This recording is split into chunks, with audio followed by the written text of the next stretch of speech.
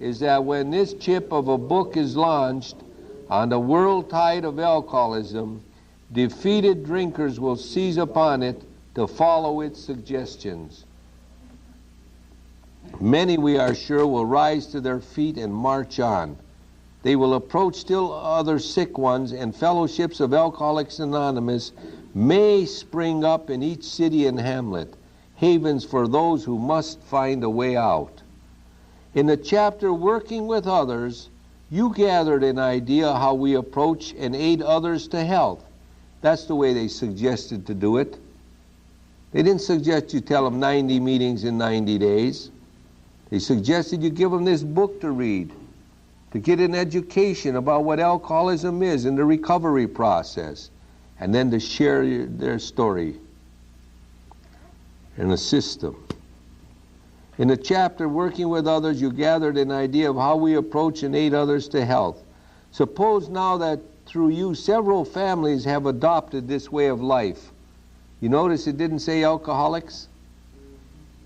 What did it say? Several what? Families have adopted this way of life. Always from the very beginning, the founders recognized the important fact that alcoholism should be treated as a family disease. You want to know more of how to proceed from that point.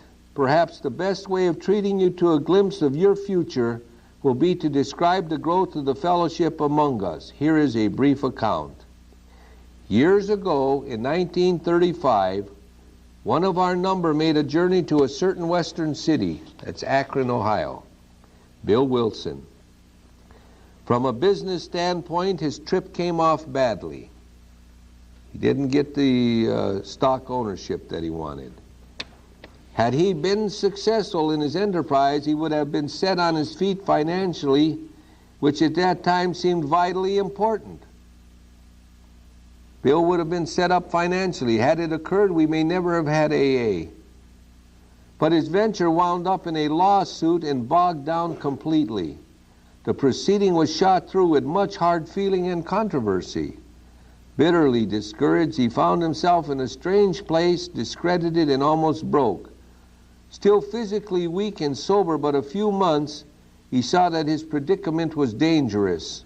He wanted so much to talk with someone, but whom? Why can't he talk to anybody? 1935, there's no fellowship. There's no AA around any place. There's not even a book to read. One dismal afternoon, he paced a hotel lobby, wondering how his bill was to be paid. At one end of the room stood a glass-covered directory of local churches. Down the lobby, a door opened into an attractive bar. He could see the gay crowd inside, and that means happy, not the way we use it today. In there, he would find companionship and release. Unless he took some drinks, he might not have the courage to scrape an acquaintance and would have a lonely weekend. Of course, he couldn't drink, but why not sit hopefully at a table, a bottle of ginger ale before him? After all, had he not been sober 6 months now? Perhaps he could handle, say, 3 drinks, no more. What's happening to Bill? There it comes. Fear gripped him because he's recognizing he's alcoholic. He can't metabolize alcohol. If he takes a drink, he's shot. He was on thin ice. Again, it was the old insidious insanity. What's our old insidious insanity? The first drink. Always keep that in mind. It'll keep you out of mental health. With a shiver, he turned away and walked down the lobby to the church directory. Music and gay chatter still floated him from the bar. Look where Bill's mind goes. But what about his responsibilities, his families, and the men who would die because they would not know how to get well? Ah, yes, those other alcoholics. Always thinking of others. When your program becomes a thought that you're a necessary tool to help others, you place a little more value on your own sobriety. Because you're practicing unselfishness, you're thinking of others rather than yourself. There may be many such in this town. He would phone a clergyman. His sanity returned and he thanked God. It means he accepted his alcoholism. Selecting a church at random from the directory, he stepped into a booth and lifted the receiver. His call to the clergyman led him presently to a certain resident of the town who, though formerly able and respected, was then nearing the nadir of alcoholic despair. It was the usual situation: home in jeopardy, wife ill, children distracted, bills in arrears, and standing damaged. He had a desperate desire to stop, but saw no way out, for he had earnestly tried many avenues of escape. Painfully aware of being somehow abnormal, the man did not fully realize what it meant to be alcoholic. When our friend related his experience, the man agreed that no amount of willpower he might muster could stop his drinking for long. Bill Wilson is talking to Dr. Bob. A spiritual experience, he conceded, was absolutely necessary, but the price seemed high upon the basis suggested. He told how he lived in constant worry about those who might find out about his alcoholism. He had, of course, the familiar alcoholic obsession that few knew of his drinking. Dr. Bob thought nobody knew he was drinking. His biggest fear was that somebody was going to find out about it and he would lose his business. He didn't have any business anyway. Clarence Snyder, who came down from Cleveland to visit him, went down there because he heard there was a doctor in Akron who fixed alcoholics. That's what they used to call it, fixing them. And when he went down to Dr. Bob's Akron office, he went up the stairs and he looked at the sign on the door and says, Dr. Robert H. Smith, proctologist. And he looked at that and he thought, what the heck, he tried everything else, that might work. You know what a proctologist is, don't you? Yeah.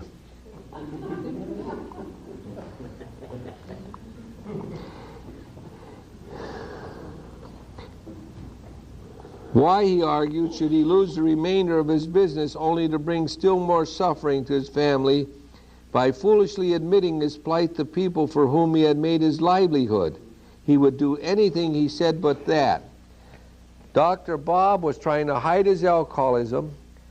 He didn't want anybody to know about it, and part of the program that Bill was talking about was amends. And Bob did not want to do this. He just wanted to quit drinking. He did not want to work the steps. I'm bringing that out because it's going to skim over this and we'll go into detail as to what happens to Bob. Being intrigued, however, he invited our friend to his home.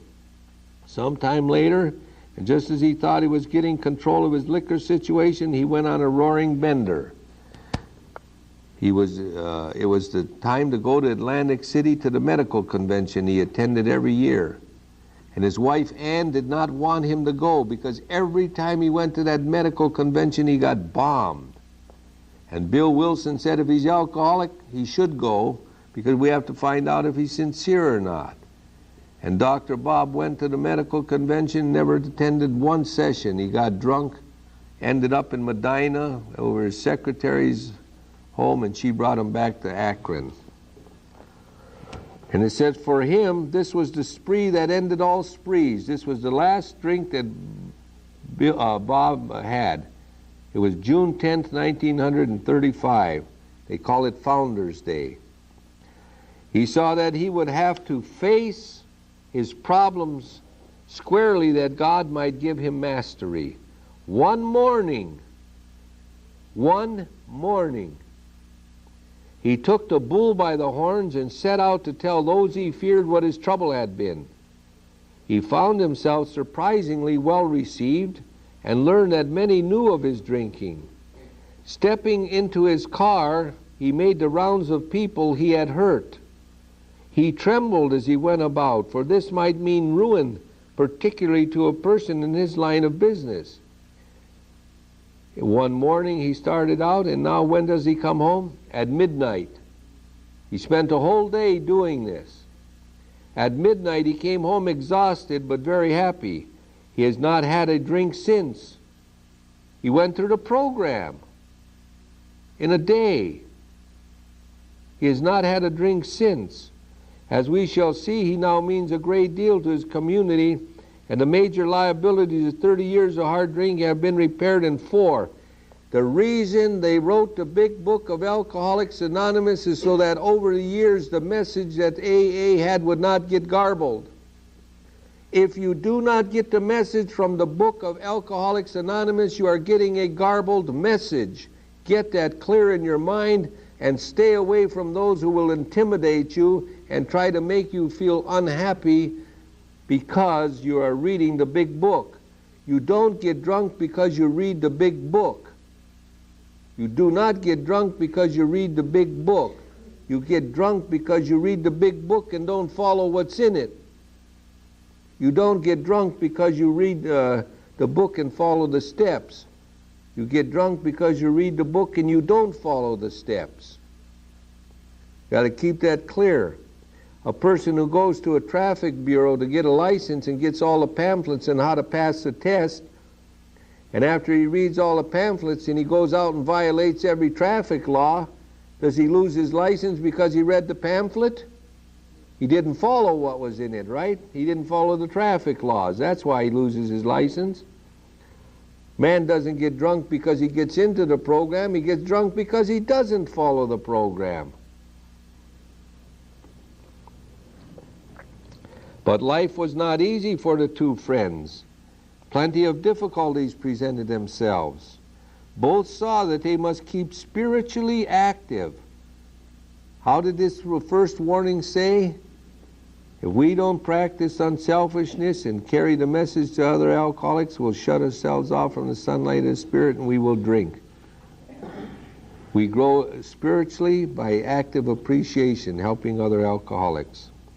One day they called upon the head nurse of a local hospital.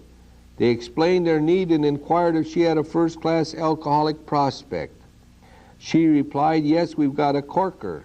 He's just beaten up a couple of nurses.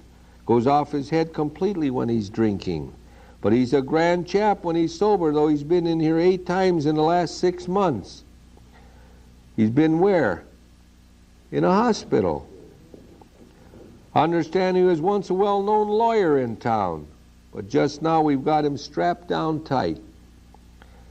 Here was a prospect, all right, but by the description none too promising. The use of spiritual principles in such cases was not so well understood as is it now. I doubt that. But it's becoming prevalent again. Spirituality is becoming more prevalent in AA, believe me. I can see the changes in people. I hear a lot of old-timers being ostracized simply because of the fact they won't talk big book and steps. People drifting to those who do, and they recognize it also. You heard a man here the first night of the program. It took 12 years, never talked about big book and steps. See? But one of the friends said, put him in a private room, we'll be down. 2 days later, a future fellow of Alcoholics Anonymous stared glassily at the strangers beside his bed. Who are you fellows? And why this private room? I was always in a ward before. Said one of the visitors, we're giving you a what? Treatment for alcoholism. What are they giving him?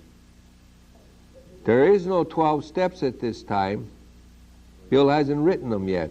They're giving him the 6 steps of the Oxford movement from page 292. Page 292. Those of you who have the small red books, you won't have this. Wednesday, in Dr. Bob's afternoon off, he had me down to the office and we spent 3 or 4 hours formally going through the 6-step program as it was at that time. The 6 steps were complete deflation, that's powerlessness, dependence and guidance from a higher power, moral inventory, confession, restitution, and continued work with other alcoholics. The format for the 12 steps was already in place through the Oxford movement. Bill expanded on them. Hopelessness was written large on the man's face as he replied, oh, but that's no use. Nothing would fix me. I'm a goner. The last 3 times I got drunk on the way home from here. I'm afraid to go out the door. I can't understand it. This man's name is Bill Dotson, the 3rd member of Alcoholics Anonymous. For an hour, For an hour, the two friends told him about their drinking experiences. Over and over he would say, that's me, I drink like that. The man in the bed was told of the acute poisoning from which he suffered, how it deteriorates the body of an alcoholic and warps his mind. There was much talk about the mental state preceding the first drink. You see, they used to consider it poison. Why do they call it poison? When you're poisoned, what is that? It's toxic. When you're intoxicated, you're in a toxic condition. Poison, alcohol poisoning. Yes, that's me, said the sick man, the very image. You fellas know your stuff all right, but I don't see what good it'll do. You fellas are somebody. I was once, but I'm a nobody now. From what you tell me, I know more than ever I can't stop. At this, both the visitors burst into a laugh. Said the future fellow anonymous, damn little to laugh about I can see. The two friends spoke of what? Their spiritual experience, and told him about the course of action they carried out. He interrupted. I used to be strong for the church, but that won't fix it. I prayed to God on hangover mornings and sworn that I'd never touch another drop. 9 o'clock I'd be boiled as an owl. Next day found a prospect more receptive. They dropped the program off to him. The guy laid around there at night, and the next day he's a little more receptive. Why? He had been thinking it over. Have any of you people here in the rooms gotten together and thought over what was being said after you watched the basketball game? You're given an opportunity here to do something maybe you won't have a chance to do again in your life. A chance to discuss an issue which is killing you and the process of recovery. If you're sincere, you're not shy about these matters. Maybe you're right, he said. God ought to be able to do anything. Then he added, he sure didn't do much for me when I was trying to fight this booze racket alone. Came to believe that a power greater than himself could restore him to sanity. That's all he's saying there. The second step. I can't do it, God can. On the third day, the lawyer gave his life to the care and direction of his Creator and said he was perfectly willing to do anything necessary. My God, what a liar he's making out of a lot of people in AA today. They're telling you you can't do this, and the program's telling you you should do this. Who am I to listen to? The Johnny-come-latelys? They don't always tell you, yeah, we watch guys like Finley over the years telling you guys this. They're all drunk. Well, don't listen to this stuff. I told you, be aware that there's some people in this program who did not need the steps to recover. They were heavy drinkers. The fellowship is enough. They may kill you if you're a real alcoholic. And a real alcoholic is defined by the founders as an alcoholic who needs the steps and God in his life to overcome the obsession. You can't just not take the first drink. You need more. His wife came, scarcely daring to be hopeful, though she thought she saw something different about her husband already. He had begun to have a spiritual experience. That afternoon he put on his clothes and walked from the hospital a free man. He entered a political campaign, making speeches, frequenting men's gathering places of all sorts, often staying up all night. He lost the race by only a narrow margin, but he had found God, and in finding God he had found himself. That was in June 1935. He never drank again.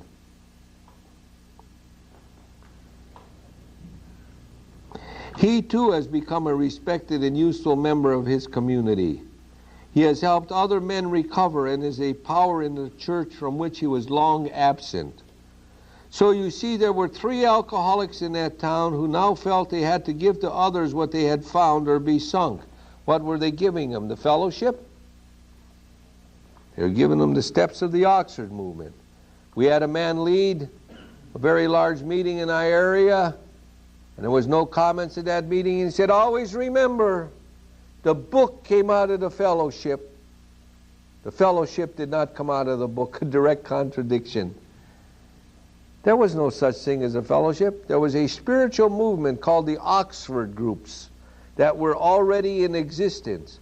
For 4 years, Alcoholics Anonymous was known as the Oxford groups, from 1935 to 1939 when his book was published.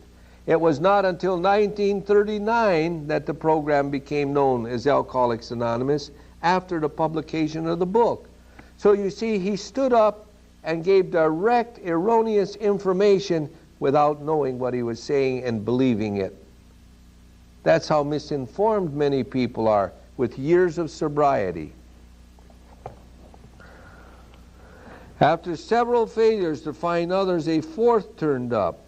He came through an acquaintance who had heard the good news. He proved to be a devil-may-care young fellow whose parents could not make out whether he wanted to stop drinking or not. They were deeply religious people, much shocked by their son's refusal to have anything to do with the church. He suffered horribly from his sprees, but it seemed as if nothing could be done for him. He consented, however, to go to a hospital where he occupied the very room recently vacated by the lawyer. He had 3 visitors. After a bit, he said, "The way you fellows put this spiritual stuff makes sense. I'm ready to do business." I guess the old folks were right, after all. So one more was added to the fellowship. All this time, our friend of the hotel lobby incident remained in that town. About 3 months, I think it was. Oh, the next line says it. He was there 3 months. He now returned home, leaving behind his first acquaintance, the lawyer, and the devil-may-care chap. These men had found something brand new in life. Though they knew they must help other alcoholics if they would remain sober, that motive became secondary. It was transcended by the happiness they found of giving themselves for others. It made them happy. You do not experience that until you do it. They shared their homes, their slender resources, and gladly devoted their spare hours to fellow sufferers. They were willing by day or night to place a new man in a hospital and visit him afterward. How come these early founders were always talking about putting people in hospitals, and today they say don't put them in?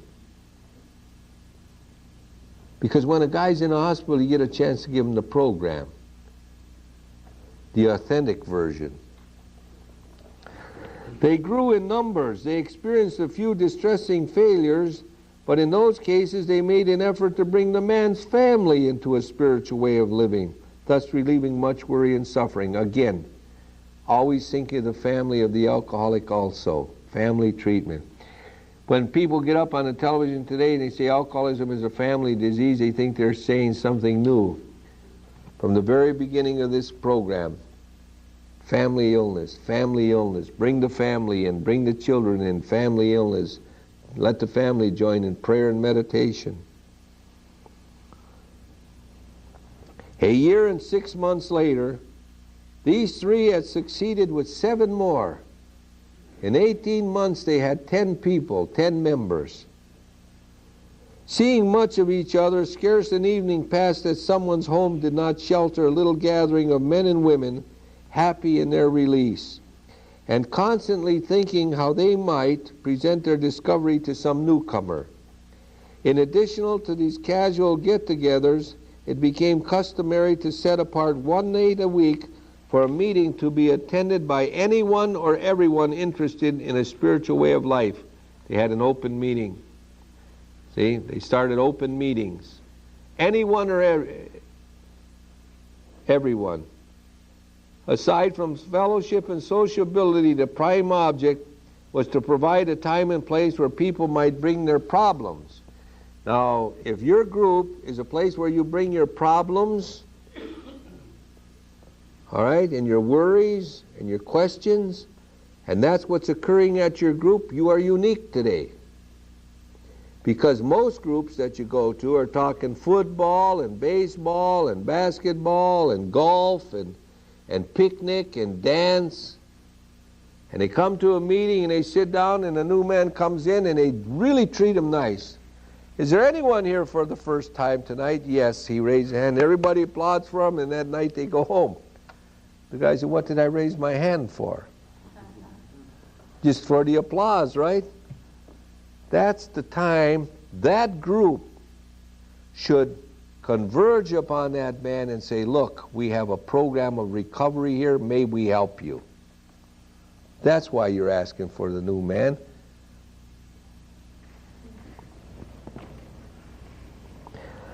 Outsiders became interested. One man and his wife placed their large home at the disposal of this strangely assorted crowd.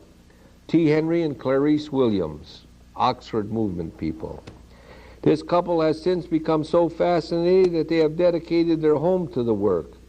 Many a distracted wife has visited this house to find loving and understanding companionship among women who knew her problem, to hear from the lips of their husbands what had happened to them, to be advised how her own wayward mate might be hospitalized and approached when next he stumbled. They sure believed in hospitalization. Many a man, yet days from his hospital experience, has stepped over the threshold of that home into freedom. Many an alcoholic who entered there came away with an answer. He succumbed to that gay crowd inside who laughed at their misfortunes and understood his. Impressed by those who visited him at the hospital, he capitulated entirely when later in an upper room of this house he heard the story of some man whose experience closely tallied with his own. The expression on the faces of the women, that indefinable something in the eyes of the men, the stimulating and electric atmosphere of the place conspired to let him know here was haven at last. The very practical approach to his problems, the abstinence of intolerance of any kind, the informality, the genuine democracy, the uncanny understanding which these people had were irresistible. He and his wife would leave elated by the thought of what they could now do for some stricken acquaintance in his family. They knew they had a host of new friends. It seemed they had known these strangers always. They had seen miracles, and one was to come to them. They had visioned the great reality, their loving and all-powerful Creator. Now this house will hardly accommodate its weekly visitors, for they number 60 or 80 as a rule. Alcoholics are being attracted from far and near, from surrounding towns. Families drive long distances to be present. A community 30 miles away has 15 fellows of Alcoholics Anonymous. That's Cleveland. Being a large place, we think that someday its fellowship will number many hundreds. But life among alcoholics is more than attending gatherings and visiting hospitals. It's more than just that. Cleaning up old scrapes, helping to settle family differences, explaining the disinherited son to his irate parents, lending money and securing jobs for each other when justified. These are everyday occurrences. No one is too discredited or sunk too low to be welcomed cordially if he means business. Social distinctions, petty rivalries, and jealousies, these are laughed out of countenance. Being wrecked in the same vessel, being restored and united under one God, with hearts and minds attuned to the welfare of others. The things which matter so much to some people no longer signify much to them. How could they? You notice it says a lot of things that alcoholics did that AA say you're not supposed to do. We're not counselors. We don't go to the house. We don't get them jobs. We don't get them money. That's not the way it used to be. That's the guy taking care of his pocket. Under only slightly different conditions, the same thing is taking place in many eastern cities. In one of these, there is a well-known hospital for the treatment of alcoholic and drug addiction. I want to bring that out because there's a lot of people who stand up at meetings and say, I'm an alcoholic addict. Well, that's not new. You just think it is. Because for some reason, there's a competition growing between 12-step programs, and I understand why. Because some people who don't understand addiction now say, if you have a drug problem, we don't want you here. And they were here from the very beginning. What we're saying is, I can't use alcohol or any mind-altering chemicals. I had a drug problem. I had a gambling problem. Whether you believe it or not, I have a food problem. I had a nicotine problem. All right? And I like sex. This age is taking care of that one. What one do you want to hear about when I lead? What one do you want to hear about? You want me to start talking about the brand of cigarettes I smoked? You see what I'm saying? Don't create a controversy just because you want to be different. If you have alcohol in your life, all you have to say is, I'm an alcoholic, I can't use any alcohol or mind-altering chemicals. That's all they told me. But when there was a severe relapse in treatment centers, and everybody started questioning them, the treatment centers now started this. They started telling the people coming to their places, well, you just tell them AAs we're dealing with more problems than just booze. We got drugs that we're working with too, and it's worse. It's the same. An addiction is an addiction. If you use heroin, and you use cocaine, and you use marijuana, and you use alcohol, and you use gambling, and you use food, and you use something else, the process of recovery is the same, the 12 steps. We talk recovery, not problem. We understand what the problem is that affects us, but we must understand the recovery process also, and that's in the big book. You don't change the steps for one addiction to satisfy another addiction.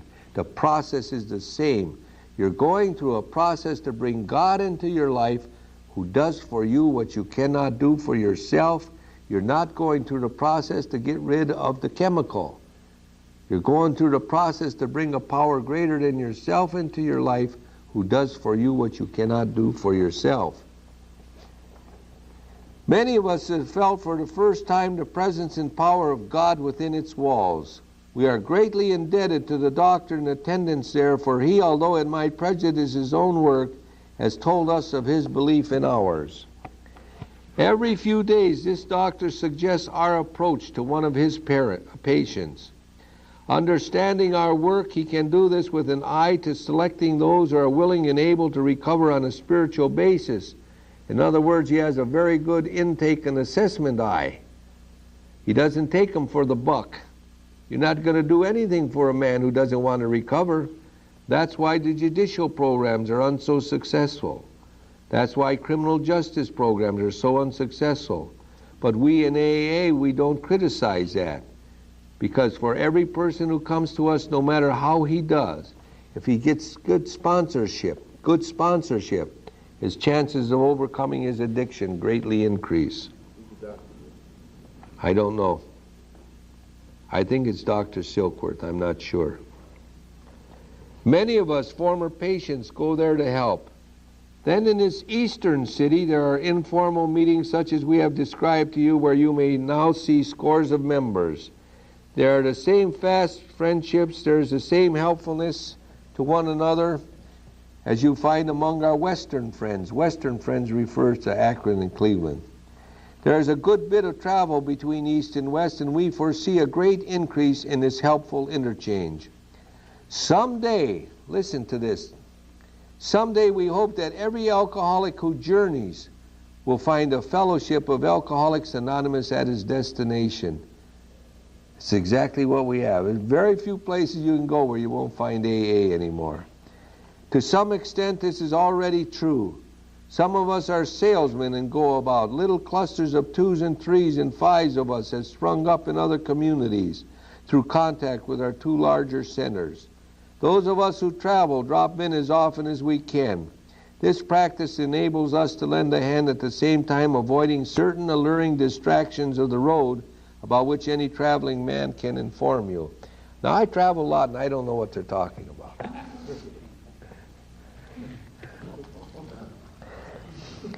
In 1985, at the 50th anniversary of Alcoholics Anonymous, I heard a man speak who was from Newfoundland. And he was sober then, let's see, 85, he said he had 29 years. So how long would he be sober now? About 34 years? About 34 years. 29, no, 37 years. Figure this out for me.